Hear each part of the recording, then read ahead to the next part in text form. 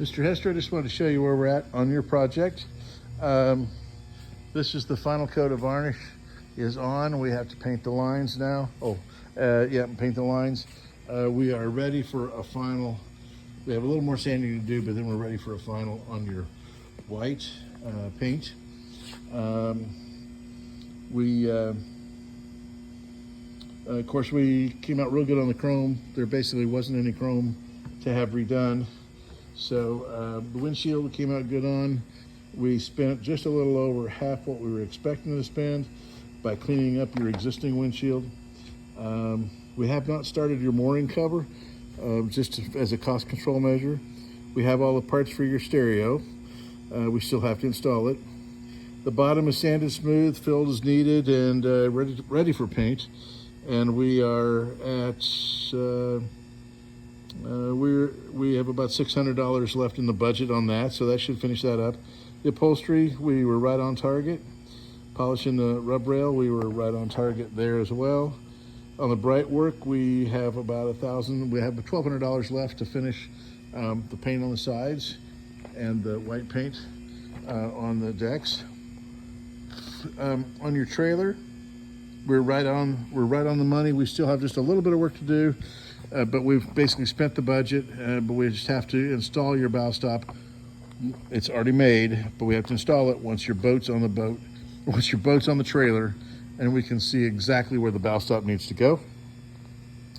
We haven't done anything with the bimini for cost control reasons, and the steering wheel turns out it doesn't really need any work,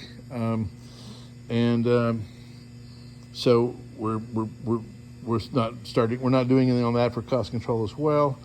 Of course, we started off, we were just going to paint the engine, and now we kind of get into the extras. We were going to paint the engine, and we found some mechanically we found some real issues with the engine. So we took care of those. And that was that was a $3,250, $232.47 change extra. We had rot in the keel, and we've repaired that rot in the keel. You can see our repairs right along here, and the keel was literally just broken in two. And so we put new keel down, and then doubled because we have some lap joints under there. And then we had also, that was unbudgeted, and we tried to fit it into the cost of the varnish work, but we had unbudgeted. We had to do these repairs to the veneer. We call them Dutchmen. They kind of hide. There's one here. They hide from a distance. From a distance, you don't know. That's about 3 feet away. That's about more like 2 feet away, actually. And so they hide from a distance. They're a lot less expensive than replacing the veneer from here all the way up to here.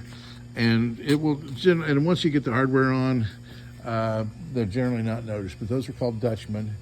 I guess because my Dutch uncle was cheap. I guess that's why they do that, or they call it that. But anyhow, and then the other thing that we had to do was actually strip and refinish the boat furniture.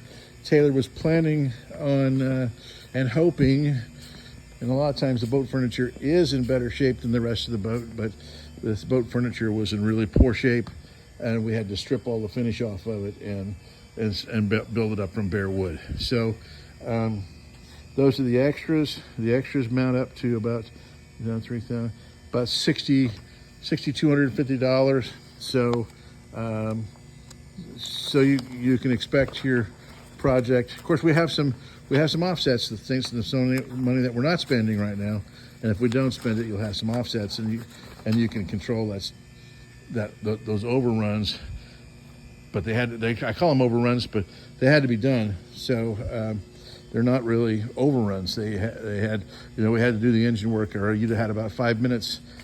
If you'd have got the engine started, you'd have had about 5 minutes on the lake before the entire outdrive locked up. So, not to mention you had unsafe, you had fuel lines that were leaking, fuel lines to your carburetors that were leaking, and so you might have had an ear splitting loud and boomer. So anyway, that's where we are on your project. You're going to see a request for an advance, or for project advance, progress advance. You'll see that coming.